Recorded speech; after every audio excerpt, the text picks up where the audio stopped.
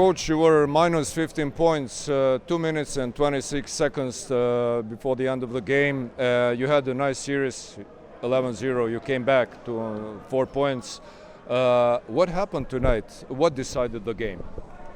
I would say this is like a third game in a row that, let's say, we are losing, that we had a chance to win the game, but we're missing the last shot. But I mean, what to say? By my opinion, we lost the game in the second quarter when we made like 7 or 8 stupid mistake, you know, and like every player did one, and they make like 11 points difference at that time, and that's the reason why we lost the rhythm, we lost the game. Later I tried to play with basically with a small lineup. It was good, it was better, but you know, it's like, you know, the players are like not on the rhythm what I wanted. We are not aggressive as we need to be, and still I probably, because we are so young, you know, we're doing some mistakes, and result is 1 victory, 5 loss. Thank you very much. Thank you. Në pyetjen ishin minus 15, 2 minuta 26 para se të përfundonte ndeshja, e sollën rezultatin në 4 pikë. Çka ka vendosur ndeshjen?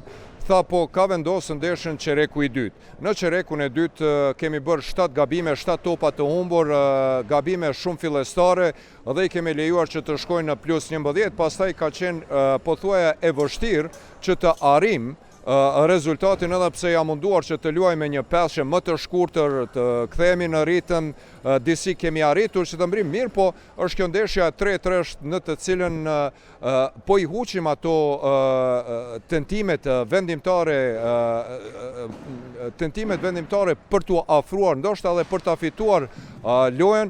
Mirë, po tha, ç'të bëjmë, duhet të punojmë në të ardhmen, e kemi ekipin e ri, dhe besoj se së shpejti do të luaj me atë ritmin të cilin unë preferoj të luaj, pra ende nuk është i kënaqur me ritmin dhe mënyrën e lojës lojtarëve të cilët aktualisht i ka.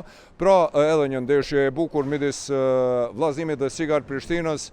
Prishtina cila pati plus 15 pikë, 2 minuta 26 sekonda para se të përmbyllej ndeshja.